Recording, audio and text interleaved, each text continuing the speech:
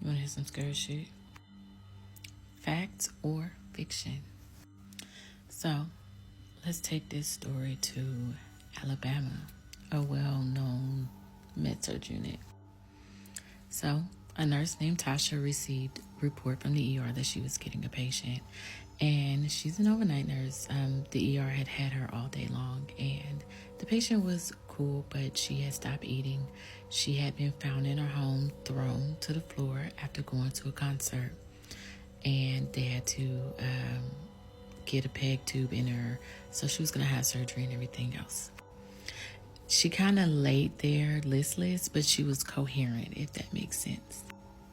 All went well. They transferred the patient over, and the night stay begun.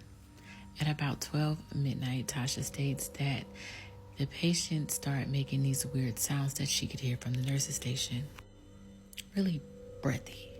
So she walks down the hall, and she gets right to the threshold of the door, and she can kind of see the patient squirming in bed and making these sounds out of her throat, like making statements like, "Where's your mother?" Things like that. Startled, but being the brave nurse that she is, she goes into the room and asks the patient, "Is she okay?"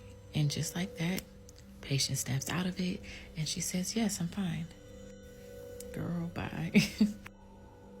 Anywho, this goes on for the entire time that this lady is on the unit. She's gotten a peg tube. During the day, she's fine. But after midnight is when, again, the possession type of things start happening.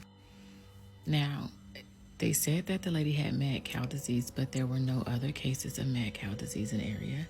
And the lady did not present as a mad cow disease case, nor did her x-rays confirm that, or her CAT scan.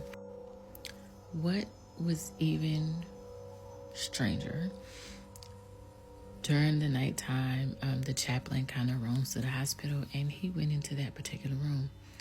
The chaplain ran out, spooked.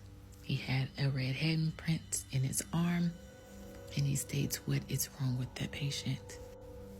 Nurse Tasha tells him, they said it's mad cow disease. He said it's absolutely not, and she needs an exorcism.